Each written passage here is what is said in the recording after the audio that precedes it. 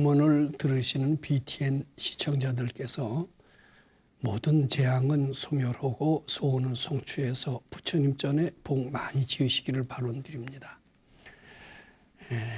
오늘은 이미 말씀드린 것처럼 금강경 제5분 열의실견본에 관한 말씀을 드려보도록 하겠습니다.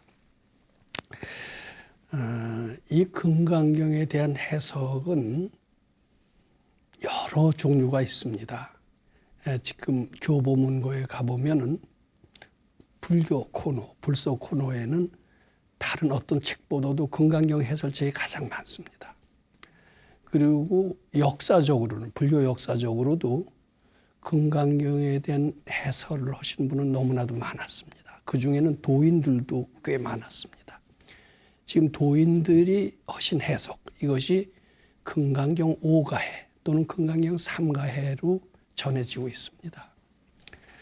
오늘 제가 말씀드린 금강경 5부는 요새 사람들이 하는, 요새 사람들, 죄송합니다만 아직 깨치지 못한 보통 사람들의 해석, 요것을 소개해 드리고요. 또 깨친이라면, 발근이라면 어떤 해석을 하실까, 이런 것도 또 소개해 드릴까 합니다. 보통 사람들의 해석과 깨친이 또는 발근이의 해석은 어떻게 다를까? 보통 사람들의 해석은요, 그 해석을 들음으로써 우리 마음이 바뀌고 팔자가 바뀌고 이렇기를 기대할 수는 없습니다. 그 해석만 들음으로써 가난한 사람이 변화해서 부자가 되고 병든 사람이 병을 고쳐서 건강하게 된다는 것을 기대할 수가 없습니다. 그런데 만일 우리가 깨친이, 도인이 하는 해석을 듣는다면은 그것은 우리 실생활에 충분히 응용 가능성이 있습니다. 보통 사람들의 해석은 실제로 응용해서 실천하기 아주 어렵게 되어 있습니다. 어렵게 되어 있는데 깨친이의 특성은, 깨친이의 해석의 특성은 그것을 실제로 응용해서 불교의 위대한 실용성을 느끼게끔 그렇게 하는 해석임에 틀림없습니다. 이것이 발근이들의 지혜이기 때문입니다. 오늘은 보통 사람들의 해석을 일단 해야, 그리고 발근이라면 어떻게 해석을 하실까, 이것을 한번 생각해 보고자 합니다. 그러면 보통 사람들의 해석과 발근이의 해석은 어떤 점에서 다를까? 우선 요 얘기부터 시작을 한 뒤에 본격적으로 여기 금강경 책 가지고 나왔습니다만은 이 책에 내 있는 금강경 5분의 말씀을 한번 해석해 보고자 합니다. 불교인들이라면 대부분 6조 단경을 듣거나 공부한 적이 있습니다. 거기 나오는 아주 인상적인 글귀를 또 대부분 기억합니다. 6조 해능대사가 처음에 하나도 일자무식의 나무꾼이었습니다. 근데 태어날 때부터 대단한 지혜가 있어서 누가 금강경 설하는 것만 듣고서도 마음이 후련히 열려서 그걸 누가 가르쳐 주는 거예요. 이렇게 이제 물었다는 얘기죠. 그랬더니 저기 5조 홍인대사라고 부처님의 법제자가 그것을 해설하고 있어. 그러니까 대뜸 그 말을 듣고 대뜸 출가의 마음을 냅니다. 근데 자기 홀어머니를 모시고 있었거든요. 그래서 그 경을 읽는 사람한테 은자 얼마를 빌려요. 심량이라고 그렇게 되어 있습니다. 빌려서 자기 어머니를 봉양하게 하고 자기는 뒤도 안 돌아보고 출가를 해서 그 일을 따라서 5조 홍인대사한테 갑니다. 그래갖고서는 5조 홍인대사 밑에서 아마 몇 달인가 수행을 하다가 인가를 받습니다. 인가를 받고 6조 해능으로 됐죠. 그 뒤로 사람들이 너를 해롭게 할 공산이 있으니까 여기서 떠나라. 이제 이렇게 얘기를 합니다. 조용히 산속에 들어가서 15년을 지냈습니다. 그 고생은 이루 말할 수 없이 많았다라고 얘기를 합니다. 우리는 여기 의문을 갖게 됩니다. 해능대사같이 깨친이도 고생이 있을까? 우린 이해가 안 되죠.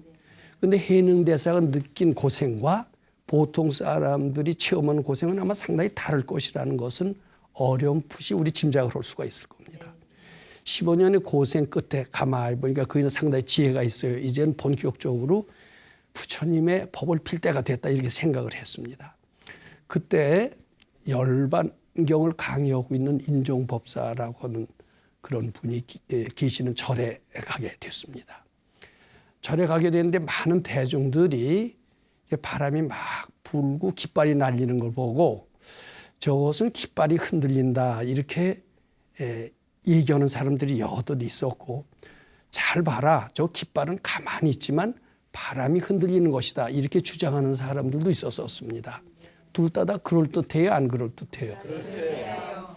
언뜻 보기에는 깃발만 흔들리는 것 같지만 바람은 없는 것 같아도 없질 않거든요. 깃발은 가만히 있고 바람이 흔들리기 때문에 저렇게 출렁거리는 것처럼 보인다. 이게 조금 진보된 생각이다라고 할 수가 있어요. 그게 두 부류가 서로 우기고 있는 겁니다. 해능대사는 그 얘기를 가만히 듣고 있다가 할 말씀 하시는 겁니다. 뭐라고 그러시냐면 저건 깃발이 흔들리는 것도 아니요 바람이 흔들리는 것도 아니다. 그대 마음이 흔들리기 때문에 흔들리는 것처럼 보이는 것이다. 이렇게 답변을 합니다. 근데 우리는 대개 보기에 물질만 눈에 띕니다. 물질만 또는 사람만 눈에 띕니다. 즉 우리의 눈에 볼 수 있는 것들, 귀로 들을 수 있는 것, 코로 냄새 맡을 수 있는 것, 안입이 설신의가 체험할 수 있는 것밖에는 판단할 그 이상의 힘이 없습니다. 근데 해능대사는 눈으로 보는 것만이 다라고 하는 보통 사람들의 지혜를 훨씬 뛰어넘었어요. 눈으로 보는 게 다가 아니다. 안입이 설신의 이상의 우리 실제로 보고 듣는 것을 움직이는 동력은 마음이다. 이렇게 알았던 겁니다. 즉 일체유심조다. 마음이 모든 것을 만드는 것이다. 이런 것을 파악할 수 있는 뛰어난 지혜가 있었던 겁니다. 그래서 깃발이 흔들리는 것도 아니고 바람이 흔들리는 것도 아니고 마음이다. 이렇게 얘기를 하셨던 겁니다. 근데 그 소리를 들은 인종법사는 너무나 뛰어나니까 당신 누구요? 이제 묻게 됩니다. 그러니까 이제 거기서 내가 5조의 법을 받은 해능요 이렇게 대답을 합니다. 자, 지금 제가 금강경 5분을 해석을 하려고 합니다. 하나는 보통 사람들의 해석입니다. 보통 사람들의 해석은 눈으로 겉으로 나타나 있는 것이 실제다라고 보는 겁니다. 깃발이 실제로 있다. 바람이 실제로 있다. 이렇게 보는 겁니다. 흔들리는 것이 마음이 흔들려서 그런 것을 볼 줄 모르는 보통 사람들의 해석을 한번 해보자고 합니다. 그런데 보통 사람들의 해석은 우리를 변화시키지 못합니다. 실용성이 아주 적습니다. 그러면 그런 해석만 있느냐? 그런 해석만 있지 아니합니다. 금강경 5가해라든지 뭐 3가해라든지 이런 깨치니 해석도 있다 이겁니다. 깨치는 이 해석은 어떠냐 하면은 물질을 눈에 보이는 물질이 다라고 보지 않습니다. 물질은 허상으로 봅니다. 그 물질을 보게 하는 허상을 만드는 것, 즉 분별심을 통해서 보기 때문에 우리가 보는 깃발, 우리가 보는 바람, 요것은 내 분별이 만들어내는 허상이라고 깨치니는 압니다. 그래서 깃발이 움직인다라고 하지 않고 마음이 움직인다, 바람이 움직인다라고 하지 않고 마음이 움직인다라고 얘기를 하는 겁니다. 왜냐하면 즉 분별심이 깃발을 만들고 분별심이 어때요? 바람을 만드는 것을 그인애들은 잘 알기 때문입니다. 상당히 지혜로운 이의 해석은 상당히 틀릴 수밖에 없습니다.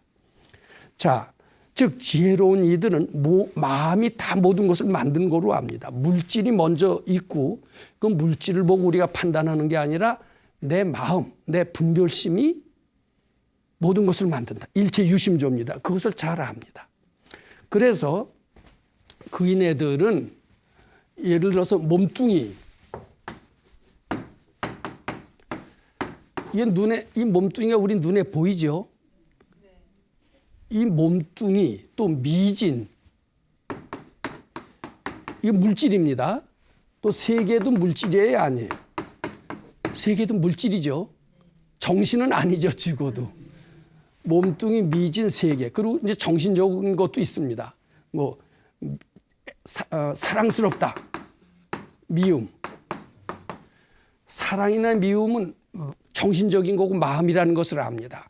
마음속에서 올라오는 분별임을 압니다. 근데 이런 것들은 분별이라고 보지 않고 엄연히 실존하는 팩트라고 보죠.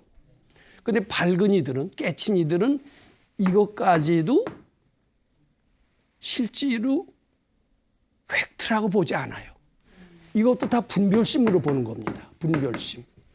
이것도 분별심. 이것도 다 분별심으로 보는 겁니다. 이 분별심이 몸뚱이를 있게 하고, 이 분별심이 미진을 있게 하고, 이 분별심이 세계를 존재하는 것처럼 보게 한다. 이렇게 봅니다. 따라서 이들은 깃발이니 바람이니 이렇게 물질이 있다라고 보지 않고 마음이다라고 이렇게 판단한다라는 겁니다. 이제 어느 정도 이해가 되시죠? 그러면 그런 이들은 해석을 어떻게 하느냐. 이제 금강경 5분에 가히 신상으로 기원열애 보아 이런 신상이 나옵니다. 신상은 뭐예요? 물질적인 거예요? 정신적인 거예요? 당연히 물질적인 거죠. 근데 물질적인 거 그대로 해석하면 깨친이의 해석이에요? 보통 사람들의 해석이에요? 보통 사람들의 해석이죠. 근데 해능대사 같은 오가해에서 보면은 이런 것들을 절대로 물질로 보지 않습니다. 물질로 본다라면은 물질로 보는 해석을 우리가 이해하기가 쉽죠. 예, 하면은 그것은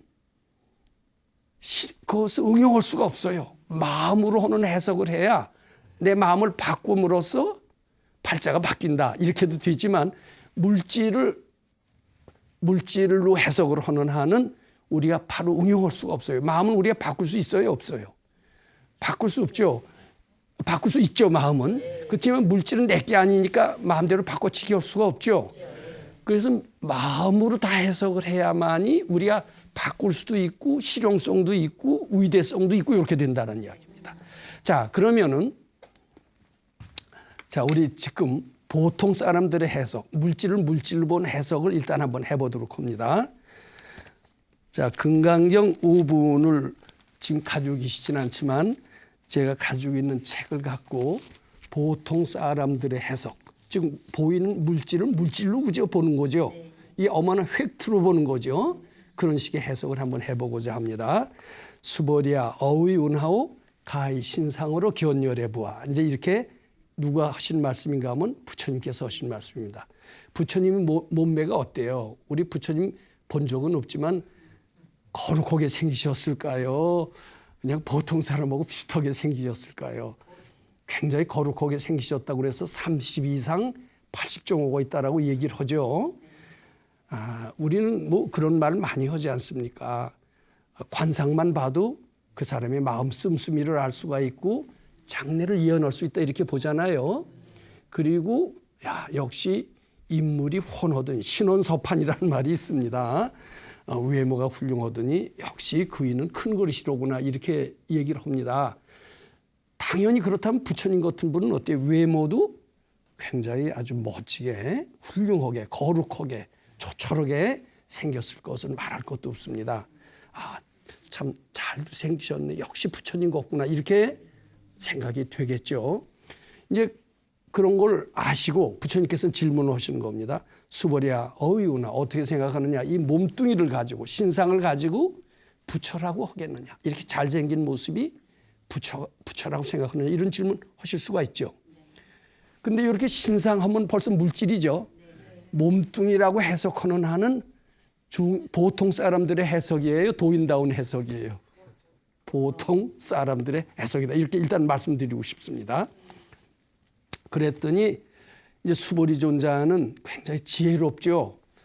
그러니까 불야니다 세조나. 이 몸뚱이 자체가 이제 수보리 존자는 굉장히 깨친입니다. 물론 부처님은 더 깨친이죠. 부처님은 몸뚱이를 보질 않아요. 수보리 존자도 깨친이기 때문에 몸뚱이는 몸뚱이를 보지 않습니다. 부처님이나 수보리 존자는 물질 세계라는 게 존재해요, 안 존재해요? 그네들의 세계관, 우주관, 인생관을 우리가 더듬어 보죠. 물질이라는 게 존재할까요, 안 존재할까요? 안 존재해요. 이 나타난 모든 현상은 내 마음이 만들어낸 피조물이다 이렇게 보는 겁니다.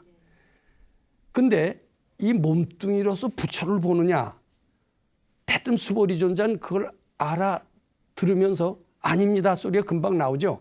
아닙니다 소리가 나올 뿐만 아니라 몸뚱이라고 하는 것 자체가 없습니다. 이런 생각까지도 들까요? 안 들까요? 둡니다.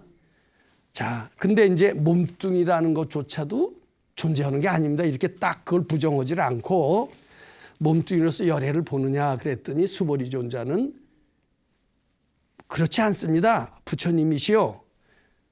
몸뚱이로서는 부처님이라고 할 수가 없습니다. 이렇게 얘기를 해요. 몸뚱이로서는 부처님이라고 할 수가 없습니다. 이제 이렇게 얘기를 했지만 한층 더 나아가서 몸뚱이라고 하는 것은 나한테 보이지도 않습니다. 이렇게까지 추가해야 될까요? 안 추가해야 될까요? 근데 아직 그런 얘기까지는 안 했어요. 그랬더니 그러면서 이제 수보리존자가 왜냐하면은 부처님이 말씀하신 몸뚱이라고 하는 것은 아이고 열애 소솔 신상은 부처님께서 말씀하신 이 몸뚱이라고 하지만은 내가 보기엔 수보리존자나 부처님이 보시기엔 물질 세계가 눈에 보여요, 안 보여요? 오직 분별의 정신 세계, 업보의 세계, 마음의 세계밖에는 안 보입니다. 자, 왜 그럴 수밖에 없느냐 하면 내가 조물주라고 가정합시다. 너는 나무다, 너는 바위다, 너는 산이다, 너는 홍길동이다.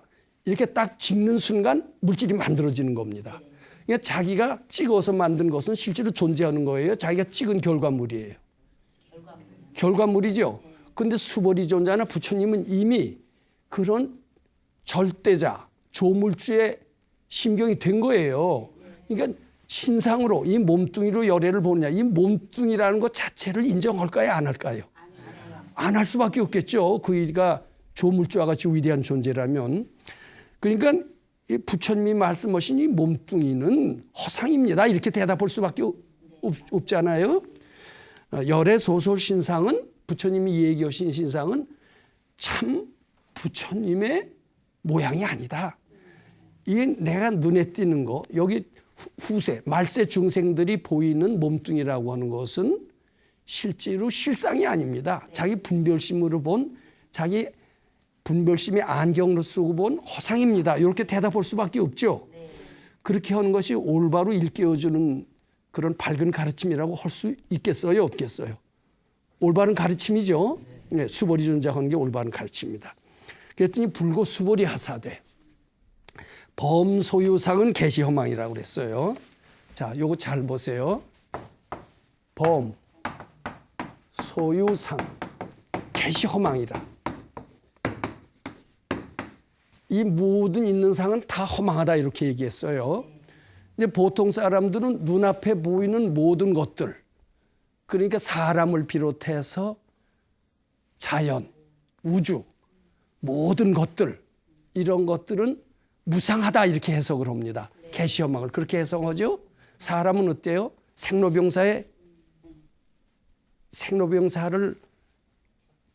생로병사에서 벗어날 수 없는 지극히 유한한 존재죠. 사람뿐만 아니라 어때요? 나무나 바위나 풀이나 이런 것들도 몇 년 지나면 다 변해요, 안 변해요? 그리고 사람의 인심은 더 말할 것도 없이 조변석계죠. 그러니까 재행무상, 우리 이런 얘기 귀에 젖도록 들었죠. 범소유상 계시허망 할 때 모든 눈에 보이는 것들은 다 허망하다 이런 해석이 됩니다. 근데 이건 보통 사람들의 해석이에요. 근데 깨친이는 범소유상, 이거 물질이죠. 물질이나 자연이죠. 물질이나 자연으로 봅니까? 내 마음이나 분별로 봅니까? 마음이나 분별로 봅니다.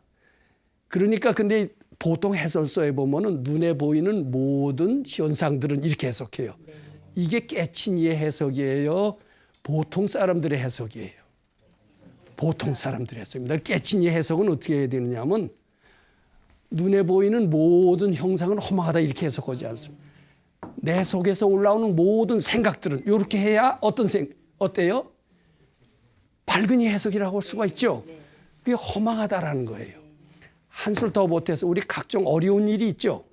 난제가 있습니다. 이 난제가 허망하다고 그런 뜻입니다. 그런데 난제가 실지다, 팩트다 이렇게 본다면 난제에서 벗어날 수 있어요, 없어요? 벗어날 수가 없죠. 근데 난제는 착각이다. 이렇게 얘기한다면은 난제에서 벗어날 수 있을까요? 없을까요? 근데 이것을요, 눈앞에 보이는 것은 무상하다 이렇게 해석을 한다라면 난제에서 벗어날 수 있을까요? 없을까요? 벗어날 수 없죠. 불가능하죠. 아, 재행무상이로구나. 이거는 부처님이 아니래도 누구나 다 할 수 있는 거죠. 이게 그렇게 해석하면 돼요? 안 돼요? 안 되죠. 이걸 발근이는 물질이 존재한다고 보진 않죠. 다 내 분별의 결과가 물질로 보죠. 그러니까 내 분별은 다 착각이다 이렇게 보는 겁니다. 특히 난제도 착각, 병도 착각, 내가 무능하다 이것도 착각, 무지하다 이것도 착각, 죽음이라는 것도 꼭 우리는 사람은 죽게 돼 있다 이렇게 생각하죠. 근데 죽음까지도 어때요? 분별이고 허망하다 이렇게 해석하는 거예요. 근데 그렇게 해석을 하면 죽음에서도 벗어날 수 있을까요? 없을까요? 죽음이 실제로 본다면 죽을 수밖에 없죠. 근데 죽음도 착각이다. 이제 이렇게 한번 부처님이 그렇게 얘기하셨다니까 발견이 그렇게 해석합니다. 착각이다라고 한다면 죽음에서 벗어나는 게 가능할까요? 안 가능할까요? 아직은 안 믿어져요. 근데 잘하면 가능성은 있다라는 느낌은 들지요. 이걸 마음이라고 해석해야 분별이라고 해석하는 것이 바람직한 게 아니라 도인들은 당연히 그렇게 해석한다라는 얘기입니다. 그렇게 우리한테 희망이 있어요? 없어요? 희망이 있고 그쪽으로 부처님 세계로 갈 수가 있다는 겁니다. 예, 범소유상은 계시허망이라. 우리의 모든 생각, 판단 이것은 다 계시허망, 착각이다. 요게 이제 누가 하는 해석인가 하면은 깨친이가 하는 해석이다. 그래서 약견재상이 비상이면 난제니 병이니 뭐 무지니 무능이니 이것을 참이 아니라고 볼 때, 꿈과 같은 것이라고 볼 때 직견열애니라. 바로 거기서 벗어나서 자유로워지고 능력이 있어지고 부자도 되고 이런 이야기입니다. 자, 요것이 제가 지금 보통 사람들의 해석, 깨친이 해석을 이렇게 대충 비교해서 설명을 했어요. 그러니까 우리는 반드시 깨친이 해석을 들을 필요가 있다라고 하는 겁니다. 믿으실지 안 믿으실지 몰라도 깨친이는 물질로 보지 않고 마음의 분별로 본다라면은 전혀 해석은 다른 해석이 될 수가 있고 잘만 하면 지금 들은 것처럼 우린 죽음이나 난제나 병이나 무지나 무능에서 벗어날 수 있다라는 어떤 가능성을 지금 느끼게 되죠. 네. 자, 그래서 제가 이것을 한번 다시 정리해서 이렇게 써봤습니다. 수보리어, 이제 부처님께서 얘기하는 겁니다. 수보리어 어떻게 생각하는가? 요거는 제가 쓴 게 아니라 어떤 큰 스님이 금강경 해설을 하셨어요. 이거 그대로 베끼는 겁니다. 근데 죄송하지만 그 스님은 굉장히 유식한 분이고 불교에 대해서 아주 박학하신데 이가 깨쳤나 안 깨쳤나는 물론 일단 이거 직역을 일단 하고 봐야 되겠죠. 직역 갖고는 알 수가 없습니다. 이렇게 해석하셨어요. 수보리야, 그대 눈에 보이는 이 몸뚱이를 갖고 부처로 보겠느냐 이렇게 물었어요. 뭐 그렇게 해석하실 수밖에 없겠죠. 그랬더니 아닙니다. 부처님이시오. 이 몸뚱이로서는 부처라고 할 수가 없습니다. 이렇게 대답을 했어요. 이게 이제 보통 사람들의 해석이고 해설서가 다 그렇게 되어 있습니다. 왜냐하면 부처님은 굉장히 밝은 이이기 때문에 이 몸뚱이를 실제로 보질 않고 마음의 그림자로 보기 때문입니다.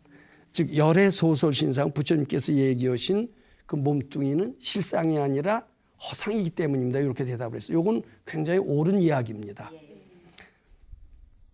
근데 한술 더 떠서 몸뚱이라는 것 자체가 나한테는 존재하지 않습니다. 이제 이렇게 얘기하는 거나 얘기하는 것이 더 바람직하겠죠. 예를 들면 이겁니다. 기독교 신자들은 원수를 사랑하라 이런 얘기를 합니다. 그런데 이제 좀 더 지혜로운 불교 신자는 어떻게 대답하는 줄 아세요? 원수를 사랑하라. 이거 나쁜 얘기가 아니라 굉장히 좋은 얘기죠. 부처님도 이런 비슷한 얘기 하실 수 있죠. 근데 부처님은 한층 더 나가서 우리에게는 원수가 본래 없다 이렇게 얘기를 합니다. 어떤 게 차원이 더 높습니까? 어떤 게 도인적인 해석입니까? 이게 더 고차원이죠. 그러니까 이 신상으로 이 몸뚱이 잘생긴 몸매로 부처를 보겠느냐 이런 해석이 더 좋아요. 제 눈에는 잘생긴 것이 본래 착각이고 본래 없고 본래 없는 것을 아는 것이 부처님입니다. 이렇게 대답하는 것이 더 그럴듯할까요? 이거 대략 이해가 되시죠? 네. 그래서 이제 결론적으로 불고수보리 하사대 범소유상은 개시허망이라 눈에 보이는 모든 현상은 허망한 것이니라. 약견재상이 비상이면 만일 눈에 보이는 모든 현상이 허망인 줄만 안다면 직견열애니라. 이게 보통 사람들의 해석입니다. 근데 이거 굉장히 잘못된 해석이고 위험한 해석이에요. 왜냐하면 눈에 보이는 모든 현상이 허망하다라고 한다라면은 뭐 세상은 무상하구나. 그냥 거기서 집착하지 말아야 되겠다. 집착하지 않으면 마음이 편안해지겠다. 요 정도 이상으로는 한 걸음도 못 나갑니다. 이게 지극히 그저 마음을 약간 가라앉히는 효과밖에 못한다. 이렇게 얘기한 겁니다. 그러면은 발근이 해석을 우리 한번 제가 써봤습니다. 물론 제가 한 것도 100% 발근이는 아닙니다. 발근이는 말씀하자마자 듣는 사람의 마음을 굉장히 편안하게 합니다. 경우에 따라서는 감동을 주어요. 감동을 주고 눈물을 흘리면서 말씀을 듣는 것은 바로 깨달음으로 연결할 수 있습니다. 이것이 도인의 법문의 상당히 특징입니다. 이게 저는 아직 그 정도는 못 되지만은 이렇게 해석을 해야 실용성이 있고 응용성이 있고 우리가 실제로 팔자도 바꿀 수가 있고 부처님이 말하는 대로 깨달음까지 얻을 수 있다. 이렇게 저는 말씀드리고자 하는 겁니다. 자, 그 발근의 해석. 그것은 물질로 보는 데서 물질이 실제로 존재한다라고 보는 그런 관점에서 출발하는 게 아닙니다. 다 마음이다. 이렇게 출발하는 겁니다. 해능대사가 깃발도 아니요 바람도 아니요 마음이 움직인다라고 해석하는 것처럼 해능대사의 관점에서 본 것처럼 그런 해석이 발근의 해석입니다. 이것은 상당히 응용성이 있다 이렇게 말씀드립니다. 자, 그런 해석은 어떻게 되느냐 하면 수보리요. 이건 글자하고 그대로 따라가는 해석이 아닙니다. 발근의 해석은 글자 그대로 따라가지 않아요. 그 사람의 마음을 보고 마음 씀씀이를 보고 거기에 알맞는 얘기를 합니다. 이것을 수기설법 또는 대기설법이라고 합니다. 그대들의 눈에 보이는 부처님이 거룩하고도 진실되게 보이는 이 마음은 이 몸뚱이를 보고 굉장히 거룩하다, 훌륭하다 이렇게 보죠. 이게 실상인가 허상인가 이거부터 먼저 묻습니다. 발근 그렇게 해석해야 돼요. 이제 그 말을 생략돼 있어요. 그러니까 수보리 존자는 지혜로우니까 그게 허상입니다. 이렇게 금방 대답할 수가 있어요. 부처님이시여 허상입니다. 이제 그 수보리 존자 이제 또 얘기를 하는 겁니다. 사람들은 이 나도 수보리 존자도 부처님이라는 존재가 거룩하고도 진실한 모습일 것이다, 모습으로 판단할 것이다라고 생각할 겁니다. 이제 요건 뭐냐면 수보리 존자가 상당히 지혜롭지만은 수보리 존자도 역시 부처님의 거룩한 모습을 보고 모습 참 훌륭하시다. 저런 모습을 가진 분은 당연히 부처님일 것이다라고 사람들은 판단할 것이다. 그렇게 말을 할 겁니다. 그건 왜냐하면 중생의 입장이 돼서 일단 한번 얘기할 필요가 있는 거예요. 그러나 사람들은 나 역시 수보리 존자 역시 거룩한 몸매를 갖고 부처님이라고 볼 것이다 라고 생각하지만 사실은 그렇지 않습니다. 그런 사람들의 생각과는 달리 저는 이 거룩한 몸매는 참이 아니라 허상으로 저는 보고 있습니다. 부처님은 이미 겉의 몸뚱이하고는 별개인 것을 저는 이미 알고 있습니다. 수보리 존자는 그렇게 대답할 거예요.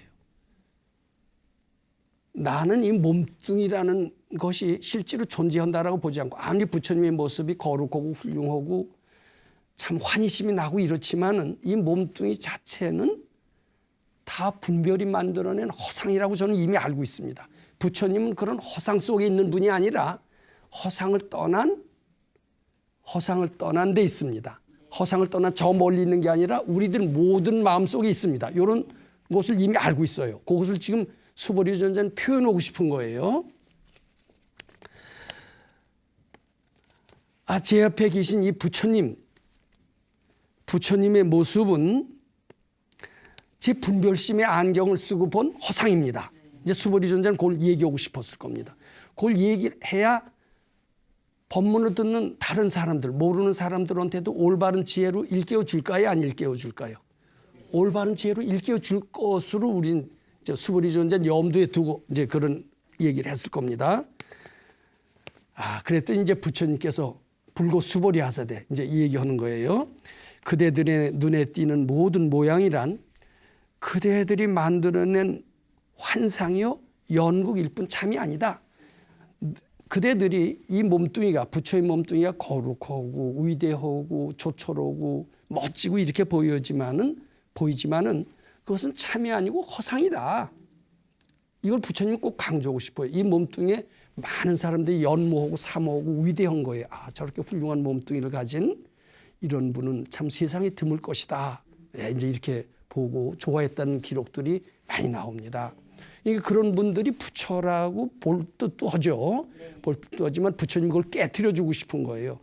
너희들이 내 몸뚱이가 아주 아름답고 좋다고 보지만 실은 그네들이 업보의 안경을 쓰고 본 착각일 뿐이다. 이렇게 이제 말씀을 하시는 겁니다.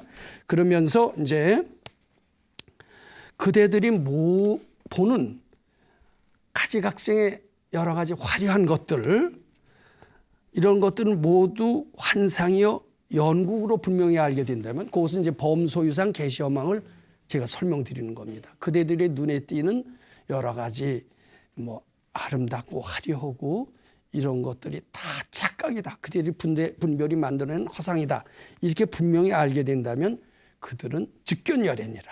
영원한 세계, 모든 죽음이 없는 세계, 모든 어려움을 다 해결하는 그런 세계로 가게 될 것이니라. 이렇게 부처님은 해석을 합니다. 이제 이렇게 이것이 저는 지혜로운 도인의 해석이다라고 봅니다. 그러면 왜 우리 보통 사람들의 해석을 하면은 우리가 달라지지 않을까? 우리 발자를 고칠 수도 없을까? 우리는 가난에서 벗어나서 잘 살게 될 수 없을까? 그리고 죽음을 해탈할 수 없습니다. 보통 사람들의 해석 갖고는. 발근의 해석 갖고는 실제로 우리를 변화시킬 수가 있습니다. 실제로 발근이가 와서 해석을 한다라면은 마음도 우선 편안해져요. 이심전심이라고 있잖아요. 그분이 분별을 씌웠기 때문에 이미 부처님 같은 분이 오가서 딱 해서 이제 해설을 한다고 칩시다. 그러면은 이제 한 10분 전에 와서 기다리겠죠. 10분 전부터 이제 10분 후에 부처님이 오실 것이다 이렇게 되면요. 부처님 10분 후에 부처님이 오셔서 설법 오실 것이다 이거 생각할까요? 안 할까요? 생각하면서 마음이 고요해집니다. 이건 실제로 도인을 만나본 분은 알아요. 그리고 이제 그분이 한 번 얘기할 때마다 그 법문은 산 법문이 되는 거예요. 그리고 현실에 맞는 얘기를 하는 거예요. 네 생각은 너 지금 굉장히 어려움에 처해 있지? 이제 이렇게 물을 겁니다. 근데 그 어려움이 실제로 있다라고 생각하느냐? 이렇게 물을 겁니다. 근데 그게 다 네 분별이 만들어낸 것이다. 이렇게 또 얘기하실 거예요. 그리고 그것이 착각인 줄 알고 부처님께 바쳐라. 이런 얘기를 하실 거예요. 자, 그러면서 한술 더 떠서 그럼 날 따라서 지금 바쳐봐라. 그 생각이 넌 지금 어렵다고 생각하고 절체절명의 위기라고 생각한다. 자, 근데 그게 네가 너만 위태롭게 절체절명의 위기라고 생각하지 내가 보기엔 아무것도 아니다. 자, 그 생각을 부처님께 바쳐라. 날 따라서 바쳐라. 날 따라서 바쳐봐라. 이러고서 이제 부처님이 한마디 하십니다. 그렇게 한마디 하는 순간 절체절명의 위기라는 생각이 싹 가셔요. 실제로 이건 제가 체험한 겁니다. 그러면서 벗어나요. 그럼 부처님의 법문은 어때요? 당처 즉시 그 자리에서 어때요? 난제를 해결하는 것이다. 이렇게 되는 겁니다. 또 거기에 걸맞게 우리가 해석해야 될 의무가 있어요. 자, 그래서 우리 정리를 한번 해봅니다. 자, 이게 실제로 보통 사람들의 해석은 우리 수많이 들었습니다. 근데 그 모든 해설은 대부분이 물질을 물질로 얘기를 해요. 그리고 그걸 팩트라고 그리고 당연히 그렇게 해석해야 된다라고 생각을 합니다. 근데 물질은, 우리 마음 밖의 물질은 우리가 움직일 수 있습니까? 없습니까? 없어요. 근데 그것을 내 분별이라고 해석을 한다라면은 분별은 잘하면 내가 바꿀 수가 있죠. 그러니까 기존의 해석은 내가 실천 불가능한 해석을 할 뿐이다. 그저 그거 듣고 마음이 편해졌을 뿐이지 실천 불가능한 해석이 됩니다. 그것을 내 마음이고 분별로 표현해야 된다. 그렇다면은 내가 마음을 잘하면 바꿀 수 있듯이 난제도 해결할 수 있다. 이렇게 되는 겁니다. 그러면서 난제에서 벗어날 수 있고 병에서 벗어날 수가 있고 여러 가지 열등감에서 벗어날 수 있다. 이렇게 말씀드리는 겁니다. 자, 이게 요 정리해서 말씀드린다면 깨치니 발근이 해석을 그대로 뒤따른다면은 이것은 난제를 해결할 뿐만 아니라 경우에 따라서는 절체절명의 위기에서도 벗어날 수가 있다. 이렇게 되는 겁니다. 제가 이 자리에서도 몇 번 말씀드렸습니다만은 저는 좋은 공부를 하기 위해서 도인 밑에 가서 출가해서 몇 년을 공부한 적이 있었습니다. 그런데 제일 어려운 것이 뭐였느냐면 내 집안을 책임져야 될, 그러고 대학 졸업하고 군대 왔다 와서 막 취직을 해야 되는데 가정을 유지할 사람이 없어요. 그래서 부처님 공부가 좋아서 출가를 했대지만 집에 계신 허약한 어머니를 생각하면 가슴이 미어질까요? 안 미어질까요? 미어지죠. 그래서 보따리 싸갖고서는 도인의 가르침이고 뭐고 다 때려치고 집으로 돌아가고 싶은 생각이 몇 번 났었습니다. 그랬더니 도인이 뭐라고 그러시냐면은 너희 어머니가 불쌍한 게 사실이냐? 네가 그렇게 불쌍하다고 생각하는 것이 더 사실이냐? 이렇게 물었어요. 어느 것이 더 사실에 가까워요? 불쌍하다라는 것은 아직 확실히 모르죠. 근데 내가 불쌍하다고 생각하는 것은 엄연한 팩트죠. 그런데 부처님께서 뭐라고 그러셨느냐? 그 생각은 다 착각이라고 그러시지 않으셨느냐? 이렇게 말씀하시더라고요. 말 돼요, 안 돼요? 왜 그 생각이 착각인 줄 알고 부처님께 바쳐라 이렇게 얘기를 하세요. 그럼 바치면 어떻게 됩니까? 이렇게 물을 수밖에 없죠. 바치게 된다면 불쌍하다는 생각이 없어질 것이다. 여기까지 동의해요, 안 동의해요? 내 생각에서 불쌍한 생각이 없어진다면 내가 없어지면 뭘 합니까? 어머니는 여전히 불쌍한데요. 또 이렇게 대답을 하죠. 아, 근데 안 그래요. 내 마음속에서 불쌍한 생각이 없어지니까 실제로 그이도 변하더라고요. 그러니까 그이가 불쌍하게 하는 것은 실제로 불쌍한 게 아니라 내가 불쌍하다라고 보는 견해가 불쌍하게 만든다는 것을 뒤늦게 아는 겁니다. 자, 이렇게 본다면 이 금강경의 구절, 범소유상 개시어망이라는 구절은 절체절명의 위기에서 벗어나는 가르침이에요, 아니에요? 죽음이라는 것도 우리 꼭 있다라고 보죠. 죽음이 꼭 있느냐? 팩트다 이렇게 봅니다. 근데 죽음이 꼭 있다라고 생각하느냐가 팩트입니까? 죽음이라는 것이 꼭 있다라고 우리가 볼 뿐이지 죽음이 꼭 있는지 없는지 우리는 잘 모르죠. 체험을 안 해봤으니까.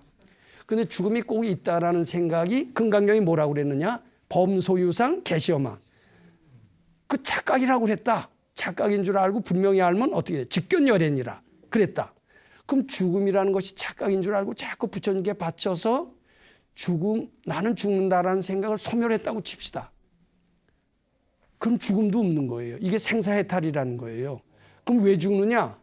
내가 안 죽는다 그러면 안 죽는데요. 죽는다 그러니까 죽는다. 이게 궤변이에요?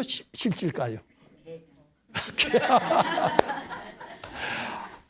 아이, 금강경이 뭐라고 그랬어요? 범소유상은 개시어망. 이건 궤변 아니죠. 부처님 말씀이니까. 죽음이라는 것도 착각이고 본래 없는 것이다. 그렇게 확실히 믿는다면 직견열애니라. 그랬어요? 안 그랬어요? 궤변이에요? 지금도? 아니죠. 야, 그러니까 이것은 절체절명의 위기도 해설하고 난제도 해결해요. 그러니까 세상 사람들한테 도움이 돼야 안 돼요. 보통 재가자들한테 도움 돼야 안 돼요. 굉장히 도움이 됩니다. 또 출가자들은 이렇게 해서 죽음이 본래 없음을 깨닫기 때문에 생사해탈을 하게 되죠. 그러니까 수도인들한테도 꼭 필요해요, 안 필요해요? 수도인들한테만 필요한 걸로 우린 지금까지 알았죠. 근데 사회생활하는 보통 사람들한테도 이게 응용 가능성이 있다는 것을 알게 됐죠. 그것은 누구의 해석 때문에 가능해요? 보통 사람들의 해석 갖고는 안 되죠. 발근이, 깨친이의 해석. 즉 물질이 아니라 오직 마음이고 분별이고 이렇게 해석을 함으로써 가능하죠. 자, 그 다음에 여기 중요한 게 있습니다. 모든 생각은 다 착각이라고 그랬죠. 그리고 착각인 줄 알고 부처님께 바치라는 얘기는 이제 금강경 3번에 나온 이야기입니다. 그 부처님도 착각이 아니에요. 부처님께 바치라는 그 부처님이라는 생각 어때요? 내 생각이니까 어때요? 허망이라고 그랬죠. 허망이라는 것을 금강에 어디에 써 있어요? 5분에 써 있었죠. 그러니까 5분은 우리가 바치는 부처님, 무슨 생각이든지 바치는 부처님도 형상이 없는 부처님이다. 이것을 의미하고 있습니다. 마음 밖에서 거룩한 부처님이 아니다라는 거예요. 내 마음속에 있는 부처님이지만 모양은 전혀 없는 부처님이다. 부처님 형상이 없는 부처님이다. 이런 것을 의미하고 있습니다. 우리는 부처님 하면 떠오르는 이미지가 있죠. 나무 아미타불, 아주 훌륭하신 할아버지가 생각납니다. 관세음보살, 예쁜 여자가 생각납니다. 그런데 할아버지나 관세음보살은 금강용식으로 해석하면은 마음 밖에 부처님이고 형상 있는 부처님이죠. 그런 부처님은 없다. 이런 뜻이 이 안에 포함되어 있어요. 내 마음에 있는 참나, 형상은 없어요. 볼 수도 없어요.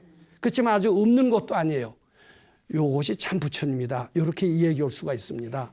그래서 금강경 5분을 대략 맞췄습니다. 이 금강경 5분은 반드시 깨친이 해석을 따라야 되고 깨친이 해석을 따를 때 위대한 실용성을 느낄 수 있습니다. 절체절명의 의익이 죽음까지도 없는 것을 발견할 수가 있어서 재가자나 출가자나 다 도움이 되고, 그리고 또 한 가지는 부처님이라는 게 본래 형상이 없다. 이제 이렇게 됨으로써 불교 신자뿐만 아니라 기독교 신자들한테도 다 통할 수 있는 가르침으로 되는 겁니다. 예, 그래서 요 금강요업은 참 대표적인 가르침, 우리가 마음을 잘 새겨서 세상에 살면서도 행복해지고 출가하셔서는 의의 없는 깨달음을 얻을 수 있는 귀한 가르침을 우리 잘 새겨 보시도록 그렇게 우리가 마음에 새겨 두어야 되겠습니다. 예, 감사합니다.